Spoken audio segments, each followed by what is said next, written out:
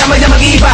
Balibagan na bala nabubulag sa kapa mo sa dibdib. Panimula pa lang ang mga yan. Sa mga butas sa pwede mo daanan ako lang ang nakaharang ang pangalim na nakaabangan. Lumabas tangan, lumabas lamang taraw. Basta ka na ng dangal.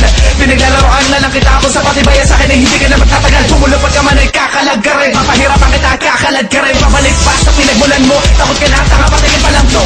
Di ba dito ka sanay, di ba bastusan na para malaman natin ang tunay. Wala na kapatawaran ng mga sinabi mo sa akin. Sige pali at ayun ay ng sungay. Sa bakas ko di depende ang lahat ng mga bagay na binabalak mo sa akin na gawin. Ang itinirin mo ng mga pangarap ay malabo na tumubo. At ibabaw mo na ako sa dilim. Nasa lipdan ng aking lakas at paspas kong ipaalam na ako may-ari na pinakamasamang hakbang na nakalapag at ibabato na pabalang. Sa ugali na magaspang at wala na takasang. Ang katulad mo, makikilala ka na ng bilang sa walang kwentang nilalang. Dami ang sasagasa, wag yung mananalasa. Panunagaluhan sa pamilya di matino. Dami ang sasagasa, wag yung mananalasa.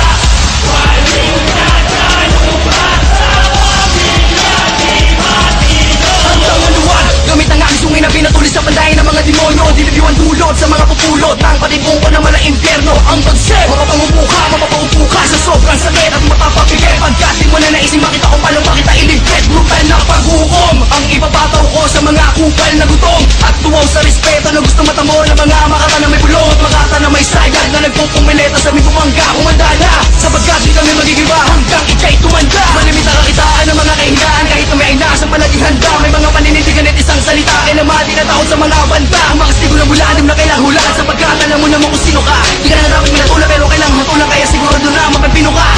Bumanda ka sa parusa mo, umaakikago. Di ka makakatakas at di ka makakatakbo. Kapalit ang maling ginawa mo lumalago. Ako mismo ang pipigil, tangina mo.